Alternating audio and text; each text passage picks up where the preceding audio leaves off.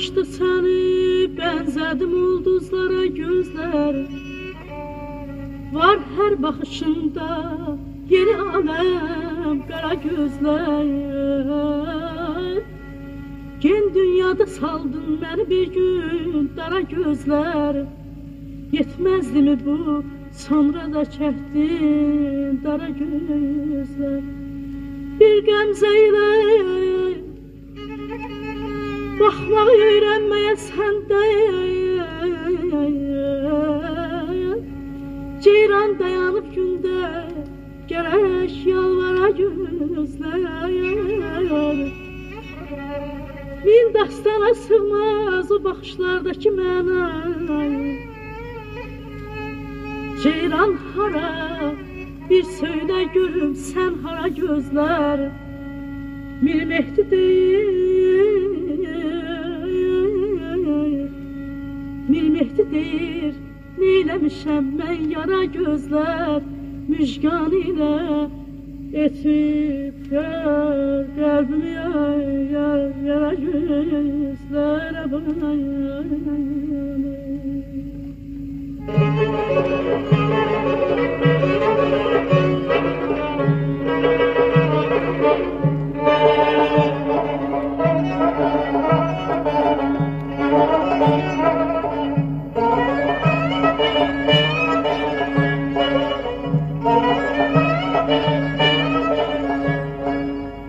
Yaş döyür penceremi, fikrin dara çekir beni.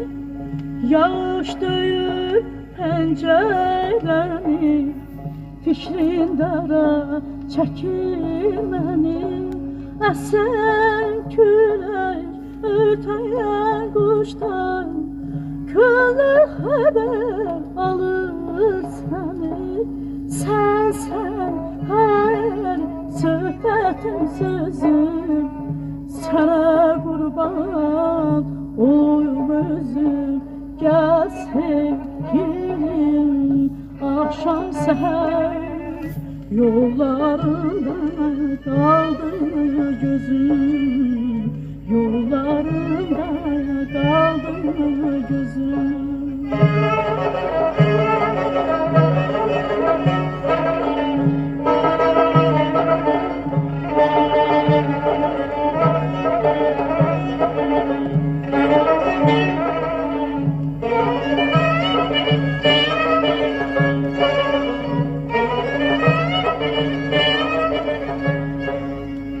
Gözüm bakır uzaklara, fikrim beni çekir dara.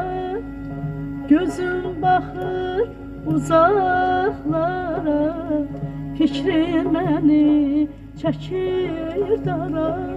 Həsrətindən gönlüm ağlar, gel derdime eyle çara. Sen her söhbətin sözüm, sana kurban olayım özüm. Gel sevgilim akşam seher, yollarında kaldı gözüm, yollarında